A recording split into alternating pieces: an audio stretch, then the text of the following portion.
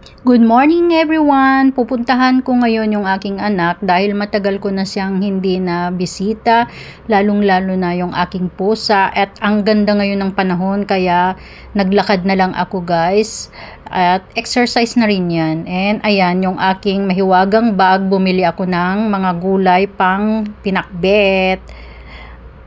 Tignan nyo nga guys, ang ganda-ganda ng panahon ngayon, ang kapal ng ulap, ang liwanag ng ang sky.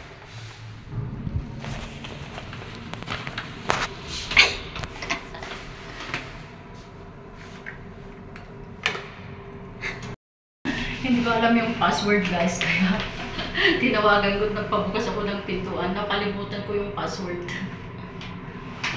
Hey guys, magluluto ako ngayon, pinakbets, ayan. Siyempre, lumaki ako sa farm guys, kaya naghahanap ako palagi ng dinengdeng o kaya pinakbets. Ang dami siyang, lagyan namin ng maraming bilog-bilog na talong. Sarap ito. Meron din ito.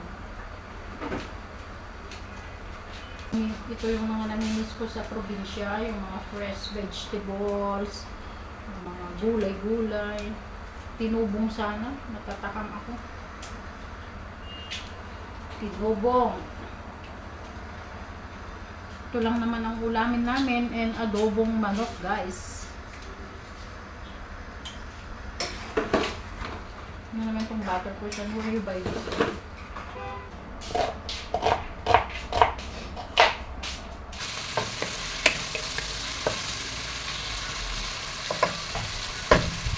Maggisa ako ng bawang, sibuyas, at maraming kamatis at lagyan ko siya ng kunting patis. Ito lang ang ayaw ko sa patis guys, sobrang amoy talaga siya. Buong bahay nangangamoy. Ano ba? Ito paano ba? Takpan ito. Alak. This is Charles Dulac. Whoa. Non-alcoholic. But I'm not drinking like this guys. How to close? I don't know. Oh my gosh. Halatang hindi ako marunong uminom ng alak. Hindi naman alak yata ito. It's a special. It's non-alcoholic guys. So there's nothing to worry about it. It's safe, but I don't like. La la la la la la la la la la la la la.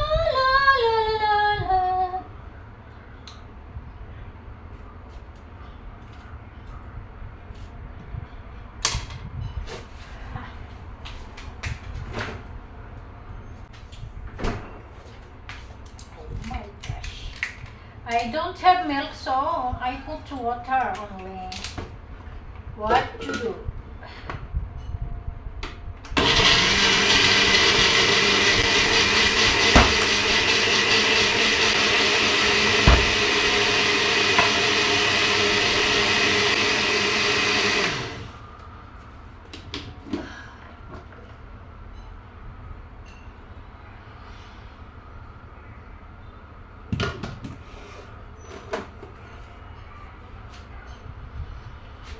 This is my lunch guys, pinakbet with rice.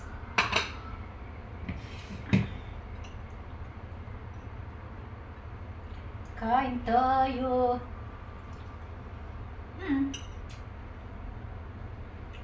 Sarap.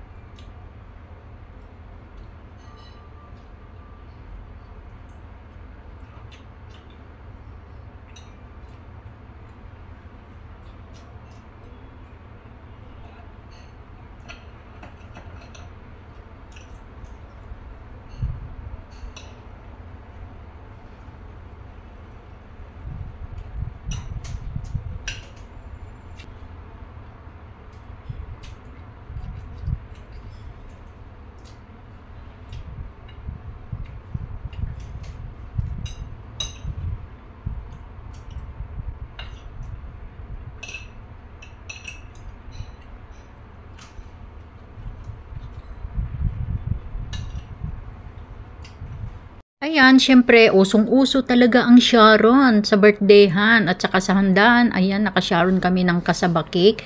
Meron ding putsinta na maraming nuts. Ang sarap nito guys, sobra. Hindi siya masyadong matamis kaya dinamihan namin ang nag-Sharon yan. And meron din yung puto na with cheese.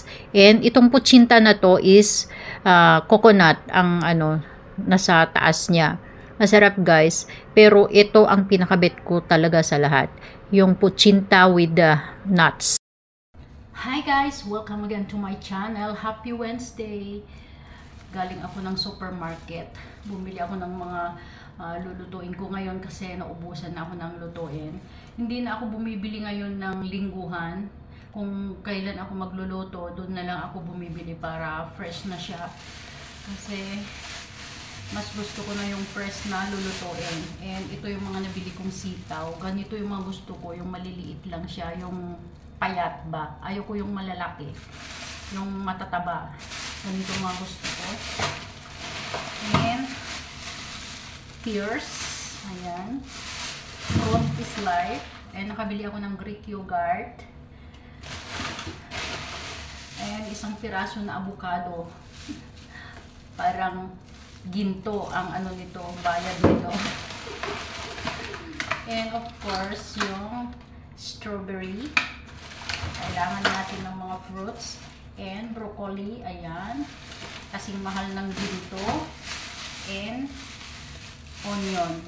Pag ako'y bumibili ng onion guys, gusto ko yung maliliit. Yung isang lutuan lang ba. Ayaw ko kasi yung malaki. Kasi pag malaki, hindi ko naman nagagamit lahat. Kaya yung maliliit ang pinipili ko. And my favorite ever, Richie. And nakabili ako ngayon ng pasta. Ayan. And one whole chicken. Pina-chop ko na doon para linisin na lang at lulutuin. And brown rice. Ayan. So ang lulutuin ko ngayon guys is yung chicken. Tapos, igisa ko siya ng broccoli and patatas. Yan lang guys yung mga nabili ko.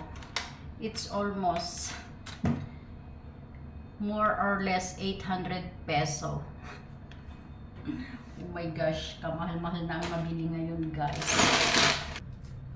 Kunting chicken lang ang ilagay ko guys. Kasi kunti lang naman yung lulutuin ko. Ang gisa ko lang dyan sa gulay. Yung mga ganito, buto-buto.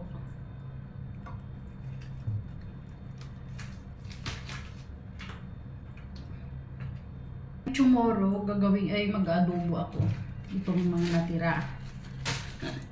Tipid tayo ngayon. So, ganyan ako magluto ng manok. Hindi ko siya muna linalagyan ng tubig. Ganyan hanggang mamutla siya. Meron na siyang onion at saka garlic. Lalabas din yung mantika niyan. Ayan.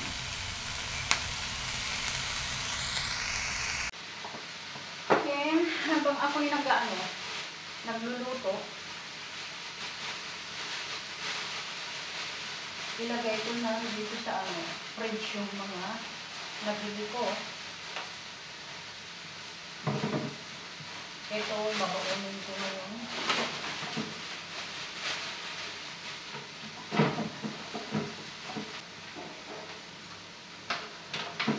Good morning! Ayan, kagigising ko lang guys. Ang sarap ng tulog ko. Ang ganda pa ng dream ko ngayon. Ang panaginip ko ngayon guys is parang nasa paradise ako. Then, I do vlogging. Kung ano-ano na lang ang napapanaginipan ko guys. Siguro sa pag-iisip ko, bago kasi ako natulog, nag-iisip ako kung anong i-content ko ngayon. Ayan tuloy, nanaginip daw ako guys na parang umuwi ako, something like that, na tapos nakita ko daw yung dalawa kong pinsan, then umakyat daw kami sa ang ganda nung mountain with maraming flowers, guys. Tapos, ayun, nagbablog-vlog daw ako. Ayun ako kung ano-ano na lang napapanaginipan ko, guys.